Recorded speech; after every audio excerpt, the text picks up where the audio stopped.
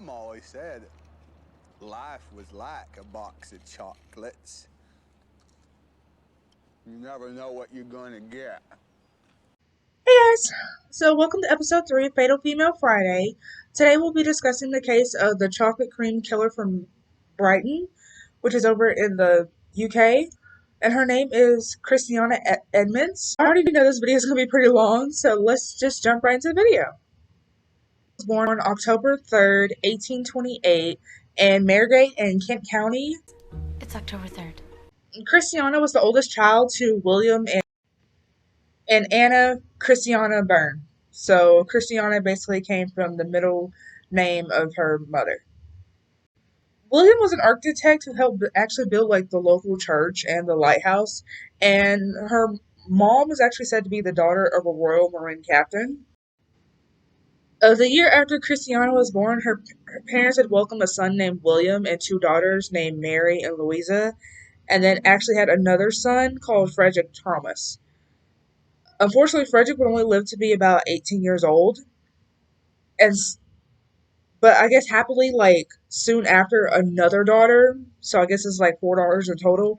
Ellen was born, but she would only live to see like 3 months. So the Edmunds were actually what you would call like a privileged life nowadays.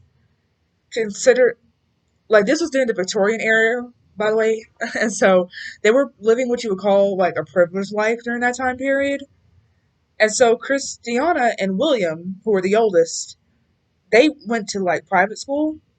And so Christiana graduated in 1842, and then she came back to meet her newborn brother, Arthur. Arthur. Unfortunately for the family, though, when she came back from said boarding school, it seemed like her father's business had started failing. And so the family's second home, which I guess they were making enough money to have at least two homes that we know about, it seemed they had to sell that one just to help the family because they were struggling financially. And so William Sr., who was the father of all these children, he starts becoming violent and was suffering physically and mentally due to this financial hardship. And so then he was actually revealed it was later he was diagnosed with syphilis, which was a result of him and all these like little love affairs that he was involved with, like outside of his marriage. Karma's a bitch. And so then Anna, the wife, she went and signed a lunacy order so that her husband was sent to this asylum, which he occasionally got to visit like the kids on and off until he died in March of 1847 when Christiana was 18 years old. So then the following year, the Edmunds moved to Margate to Canterbury, and then Christiana was actually diagnosed with hysteria in her early 20s. In the 1860s, Edmunds was now in her 40s, so her mother and her sister Mary had moved to Brighton. And so in mid-1869, it's actually alleged that Christiana fell in love with a neighbor named Charles Beard and allegedly even formed a relationship with him. And so since Charles was a doctor, she could go visit him regularly due to the neuralgia that she had. But the relationship had to be private because Charles was actually married at the time. But even though despite being married, he was still known to be a little flirt on the side. And so they would write letters to each other, which she would sign her name like Dorothea, which is believed to be a woman from the 4th century who was killed for her Christian beliefs. That's what they believe that she got the name Dorothea from. And so later on, when the affair is revealed, spoiler, she actually claimed that Beard burnt all the evidence, like all the little love letters and stuff, as to why there was no proof of relationship. Because it says like it did get physical and there was like emotional relationship, but it never got sexual. Like that's like the extent of their affair is debated, but apparent most sources say it never went sexual. So and so Christiana, being the mistress, the bold mistress she is, she starts befriending Emily, who is Charles's wife. I guess Mrs. Beard. And so, calling her often, seeing what's up, all that good stuff, right? And so then Charles had told Edmunds that all the contact must stop between him and her. I guess I don't know what came to him, but I guess he decided it wasn't working caught. So he's like, we got to stop this. And so then September of the following year, so 1870, Edmunds had allegedly bought chocolate creams, which she had poisoned and then gave to Beer's wife, which resulted in her getting sick and then Edmunds being banned from the house. Because I guess the husband just knew, like, oh, it had to be Christiana, right? Who else but the mistress? But despite nearly killing his wife, which that's a pretty major crime, I'm pretty sure, charges were never pressed against her due to lack of evidence and the fact that, again, he's a doctor, so he has to have this pretty high reputation. So if it's revealed that he was having an affair and sleeping outside of his marriage, or at least being with another woman outside of his marriage, that doesn't exactly look good on him. So Charles basically had to keep quiet. And so Christiana basically was like never really legally punished for the crime. Like, yeah, she was banned from the Beers' house and like out of their life and all that stuff, but she never really got charged with it. So basically got away with almost killing Mrs. Beard. So then she went on to continue buying chocolates from a store owned by John Maynard. And then she would use like this thick veil, which apparently was like a really crappy disguise, but it was like this really thick like veil as a disguise. And so she gave some of the chocolates to a newspaper boy who obviously, I guess little kids, they love chocolate, right? So this little boy who had later vomited, he had stiff limbs and a burned throat, but he had actually survived after a full week in the hospital. So then later that same month, she left some chocolates on the counter of a stationer when the owner's son had chased after her under the assumption that she had accidentally left them. So being the good child he was, he had, tried to return them to her, thinking that she had left them by accident or whatever the case was. So by the time that, he caught up, by the time I guess he ran outside, she was gone. She actually went back and the son had remembered her. And, I guess he still had the chocolates all these days later. I guess he was a good kid or something because he still had these chocolates. He apparently hadn't ate any of them. He just was waiting for her to come back, and she did come back. And I guess he was like, "Yo, you forgot your chocolates. Yo, you forgot your chocolates." And then she was like, I guess she basically denied the accusation that she had even left the chocolates. And so she told him, at this point, because again, it's several days later, you might as well have them for yourself. And so I guess the boy was all happy because again, this is a kid. You're giving him free chocolate. I mean, it's like Halloween. And so yeah, so the boy eats the chocolate, and despite the disgusting taste, because yeah, spoiler alert, these chocolates are poisoned, he eats 10 of them. 10. I don't know. I guess it must not have been that nasty, but if it's, like, I guess because he didn't want the food to go to waste. Part of me is thinking he probably didn't want to go to waste, considering she gave it to him, basically. But part of me is also like, if it was so nasty, why would you eat 10 of them? Like, you probably would spit it out after one. I don't know. That's just me. And yeah, so this boy actually became very ill, high temperatures, and then had like a little rigid body. But, miraculously, he made like a full recovery. So he survived too, thank God. And so then weeks later, Edmonds had returned again with some more chocolate, and but in this case, instead of eating them, because I guess, he remembered what happened to him, he immediately threw it into the fire. I don't know. I guess there was a fire in the stationary building. I don't know. And so, oh, I forgot to mention, she was actually lacing these chocolates with strychnine, which is actually considered a rat poison at the time. And so then she would go buy chocolates from this Maynard guy, right? The little John guy. She would go buy chocolates from him, claim they weren't the ones that she wanted. Like, she would go poison them with the strychnine, claim they weren't the ones that she wanted, and exchange them back for the ones that she did want. Which I don't know how that works. Like, in my mind, I'm imagining this Maynard guy works by himself because it never mentions any employees or anything. So in my mind, I'm just assuming your boy is by himself, right? So I don't know how that would have worked. Especially you're doing it multiple times too. I feel like somebody would caught on eventually. But nowadays, we also can't do that, considering, like if the package has been opened, a lot of places won't accept it for obvious reasons. I mean, contamination, other things.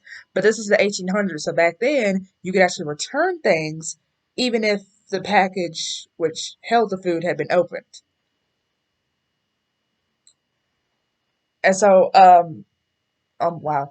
And so, Christiana had actually gotten the strychnine from Isaac Garrett, you know, who was like this little chemist.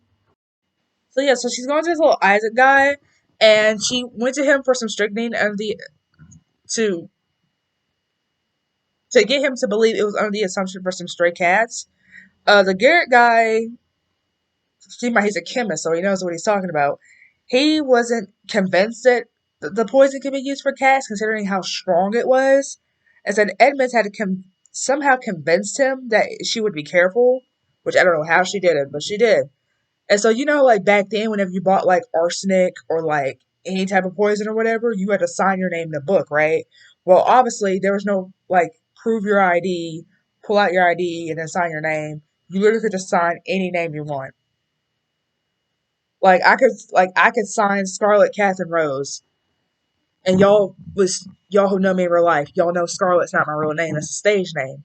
But back then, if I wanted to, I could just sign that, and nobody would ever know because they don't ask for ID, they don't ask for birth certificate, they don't ask for Social Security. I mean, I don't think they should need your Social Security for some poison, but some form of I feel like nowadays some form of ID should be necessary, but different times, different rules. And so yeah, she had actually signed her name on the, I guess, poison login sheet is what they would call it. Mrs. Wood. I don't know where Wood came from, but she was Mrs. Wood when it came to signing those papers.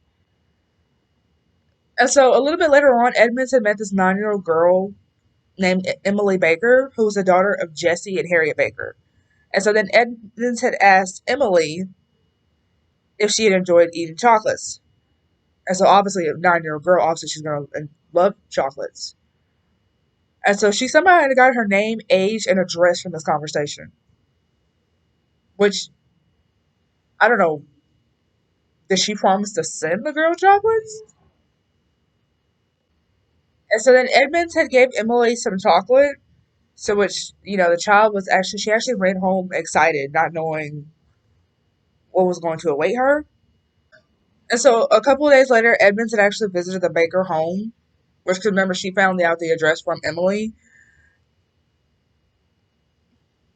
Emily being the little girl, not Charles's wife. So sorry for any confusion.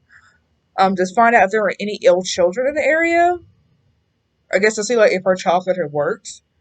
And so Emily's mother, Harriet, was actually under the impression that Edmonds was part of this district visitor from the Church of England. Yeah, so under this impression that she was a district manager, Harriet had told Edmonds that Emily had vomited for 3 days, and that she had in fact been sick, but she survived. And so the Harriet also told her, still under this impression, she had even told her that she wanted to catch the woman who gave her daughter these chocolates, not knowing that she was literally talking to her. And Edmonds, I guess, quickly excused herself afterwards, before she was able to connect the dots. Luckily for Edmonds, Emily was actually not home at the time. Otherwise, Emily? could have easily identified her. And so this incident actually led Edmonds to hire young boys to buy the chocolates for her, and then claim that they're not the ones that she wanted, and then have them exchanged, except this time the ones they took back were the ones with the poison inside, and she would get a fresh batch. So she would have like so I guess to avoid to avoid suspicion. As far as we know, the boys did know that the chocolates were being poisoned. Otherwise, I feel like they would have said something, or they probably would have been charged as well. For all they know, they were just getting paid to go get some chocolate and exchange it, and that's it. I don't think they knew the full extent of what was going on at the time. I don't think Edmunds was that cocky. Other than Edmunds went to Maynard with complaints of being sick. And so this Maynard guy who had been in business for about 27 years, he reluctantly agreed to go get the chocolates like tested.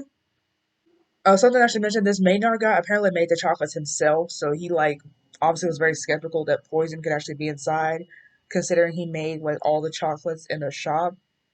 And so obviously these being the poisons that Christiana poisoned herself, obviously when the test results came back it said they were poisoned. So but we'll come back to that in a minute. March 27th of that year, Edmunds, her mother, and her sister Mary moved to the house next door. It is even said that a dog that belonged to a neighbor was actually found dead, even though the maid, because I guess like the neighbors had a maid, because it never says who the maid belongs to. I guess it was like a neighbor's maid. So it said even though half an hour earlier the dog had actually been alive and well. And so this little taxidermist was basically, if you don't know what a taxidermist is, it basically is a person that deals with like dead animals and like stuffs them, right? So then he comes and then the taxidermist guy says that the the spine of the dog had been twisted backwards and that the dog had been poisoned. And so then nobody had suspected that Christiana had been involved in the poisoning somehow. And so then yeah, she was never like really, nothing really happened with it because it was a dog. So they just went on about their way. And so then about 3 months later, about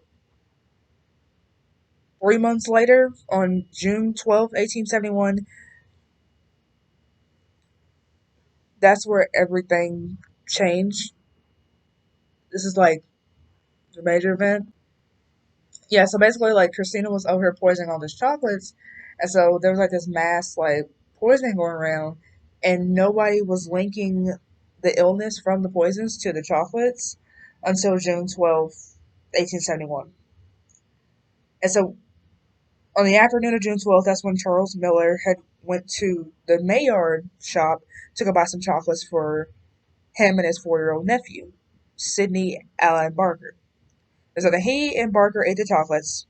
He had made a full, they both had gotten sick, and so the Miller guy, the uncle, had made a full recovery. And so unfortunately, the 4-year-old had died shortly after he consumed the chocolates.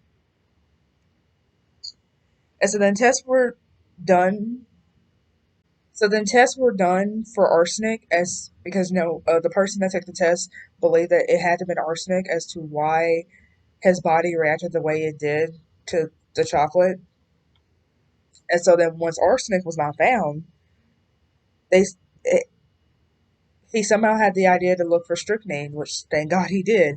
And so okay, this is a little graphic. He had to mix the the Barker boys' stomach contents with sulfuric acid and potassium dichromate, which turned it from purple to red like within a matter of minutes, it said, and so proving his theory right. And so despite there being proof that the chocolate had poison in it, and despite the boy actually dying, his death was ruled somehow as an accident. And so because the death was ruled as an accident, nobody really like looked into it or whatever, and so it kind of got pushed aside. And so Edmund's still getting away with all these attempted murders, and now 4-year-old actually died, so now we have an actual death here. Edmunds visited like her local grocery store and left a paper bag by the door with some more chocolates, and so the owner's wife, Harriet Cole, not Harriet Emily's mom, but like Harriet, this is a different Harriet apparently, had discovered them and was pleased because oh, someone left chocolates, that's so sweet, right? And so their daughter had tried to eat one, but she spat it out like I guess immediately because of the taste. And so then Harriet had gave it as a gift to one of her customers. And the customer had felt ill but made a recovery and kept quiet about, like falling sick because of the chocolates until later on. So I guess after Christina got caught. So I guess spoiler, yeah, she did get caught. If there's one good thing, she got caught. So then Christina was called in to discuss her experiences with the poison chocolates because, remember she told the Maynard guy, she basically, demanded it get tested, knowing she was the one who poisoned them, but, I guess to cast off suspicion from her, which I guess back then, but that's kind of a little bit dumb, but okay. So then, Christina, she happily came forward and she said that her and Emily, Mrs. Beard Emily, not the little 9-year-old Beard, had tasted the chocolates from the shop and become sick as a result. And so because the shop owner was well liked, because again he'd been in business for almost 30 years, it was believed that someone had actually tampered with the chocolates instead of him doing it himself, someone else had tampered with it, because again he made all the stuff himself and he was well liked. He had a very good reputation, so there were, and the townspeople mind, there's no way he possibly could have done it. And so yeah, because strychnine, remember, is rat poison, and so the Maynard guy did not have access to poison, nor did his supplier, which I don't know where he got what supplies he was referring to, but apparently neither him nor his supplier had access to strychnine. And so he had actually used a cat to deal with his pest problem. I guess the natural way with a cat. So if I need get rid of rats or mouses, that's what the cats are for. And so yeah, just I guess to not be accused of anything else, and just to be safe, we don't need to cause any more deaths, he threw away everything. Which I know that had been pretty expensive, but just to be safe. Alright, now back to this little Sydney guy. Soon after he died, it doesn't say how soon, but it does say soon. Soon after he died, his father had actually started receiving several letters. It says about 3. Some sources say more. So at least we know at least 3 for sure. At least 3 letters saying, hey, you need to sue this Maynard guy for causing the death of your son, basically. And so the letters obviously were written by Christiana herself. Who else? But obviously they don't know that. And so the police decided to make this public appeal, and so offer a reward for anyone who had information. Which, because you offer a reward, obviously, you're more likely to get results. And so then Christiana, still not getting caught yet, she had poisoned, she kept poisoning on the chocolates, and this Maynard guy, even though he threw away and basically started over, she still kept poisoning his stuff. He still kept allowing exchanges and stuff. I guess not considering that may be how the chocolates got poisoned in the first place. But okay, I guess them dots just was not connecting. And so yes, she kept on poisoning chocolates until she had heard that the Beard family, so I guess there was kids involved too, it never really says that there's kids. The Beard family was figuring ready to move to Scotland. And so when Edmunds had actually discovered this, she had set out to poison the wife once more, but this time get rid of her permanently, make sure she dies, And so on Thursday, August 10th of 1871, 6 people had actually received parcels of fruits and cake, which obviously were poisoned, right? And so these 6 people had allegedly included Emily, a neighbor, a newspaper editor, and obviously Christiana herself. And so then Emily and 2 of her servants fell ill as a result. Edmunds actually sent a package to herself to avoid suspicion, which I think kind of obvious. She's the one who sent them, but she's trying to avoid suspicion, so obviously she sends herself a package for herself with a victim. Well, she messed up because she spelled her own name wrong. You are so dumb. You are really dumb. For real. And so the husband, obviously, because He knows who did it because, like, hey, she tried to poison my wife once, who says she wouldn't do it again. And so the husband went to the police this time and to tell him his suspicions. And so the police didn't have any leads regarding like this mass poisoning or the death of the Sydney boy. So they're like, you might as well investigate because that's the only lead we have, right? Because, it's better than nothing at this point.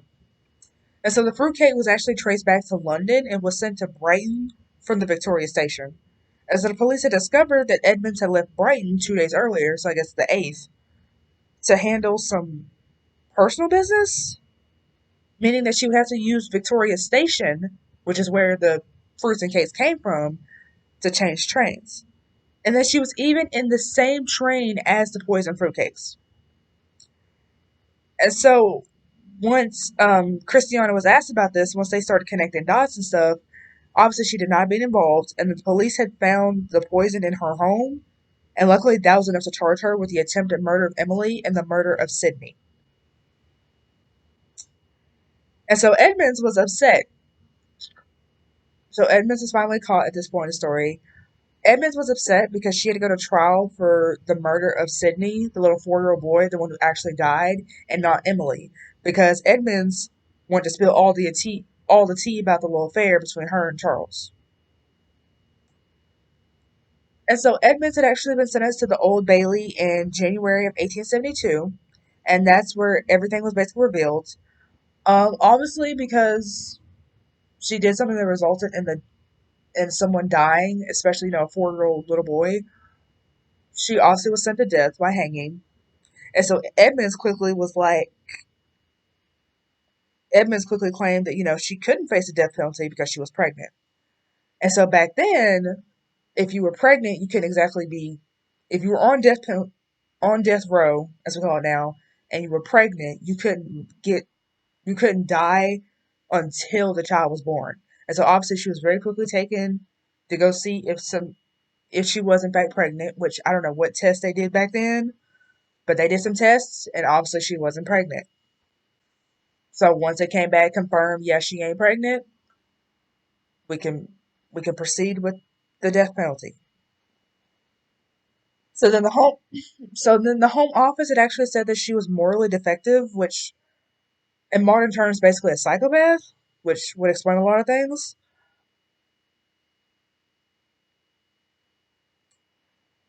But later on, it was actually